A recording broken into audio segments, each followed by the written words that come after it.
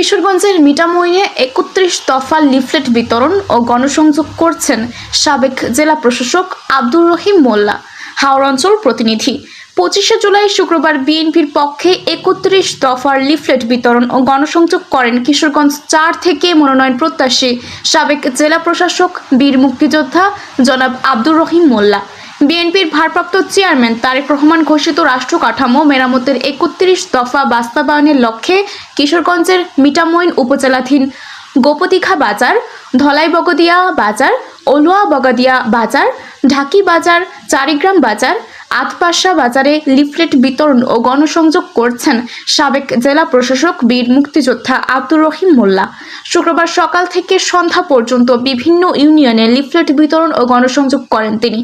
চারিগ্রাম বাজারে গণসংযোগ ও সমাবেশ আব্দুর রহিম মোল্লা বলেন, দলের ভারপ্রাপ্ত চেয়ারম্যান তারেক রহমান ২০২৩ সালের ১৩ জুলাই জাতির প্রয়োজনে এই ৩১ দফা উত্থাপন করেছিলেন, যেখানে নাগরিকদের অধিকার থেকে বৈষম্যহীন রাষ্ট্র পরিচালনার কথা উল্লেখ রয়েছে।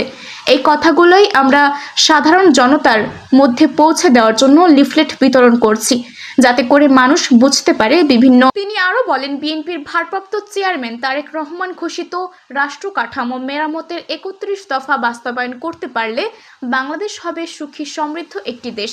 দলকে আরও সুসংগঠিত করে বিশ্ব পরিমণ্ডলে দেশের ভাবমূর্তি উন্নয়নে বিএনপির বিকল্প কেউ নেই বলেও জানান তিনি। এ সময় বিভিন্ন ইউনিটের নেতৃবৃন্দ আব্দুর রহিম মোল্লাকে স্বাগত জানাতে আসেন।